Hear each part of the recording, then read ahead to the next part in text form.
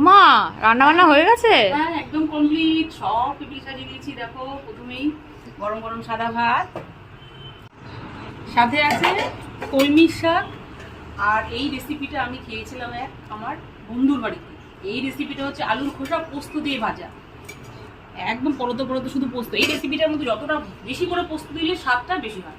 সাথে আছে চিচিঙ্গা। আর এটা হচ্ছে আজকে সব থেকে স্পেশাল মেনু, কচুর শাক। সব বাঙালিরই এই কচুর শাকের প্রতি একটা দুর্বলতা আছে। কচুর তারপরে যদি থাকে ইলিশ মাছের মাথা, তাহলে তো আর কোনো কথাই হবে না। যাই হোক, ইলিশ মাছের মাথা দিয়ে আজকে কচুর শাকটা করেছি। আর সব থেকে শেষ আইটেম হচ্ছে গিয়ে হাঁসের ডিম করেছি আজকে, আলু দিয়ে ঝোল করেছি।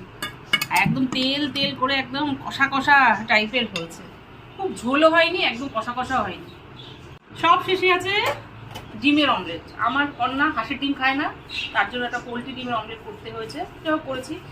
এই হলো আজকে চমৎকার দুর্দান্ত ফাটাফাটি মেনু। মেনুগুলো কেমন হয়েছে তোমরা কিন্তু কমেন্ট করে অবশ্যই জানাবে। আজকের মতো এই পর্যন্ত, আবার দেখা হবে নতুন কোনো ভিডিওতে। ততক্ষণের জন্য টাটা।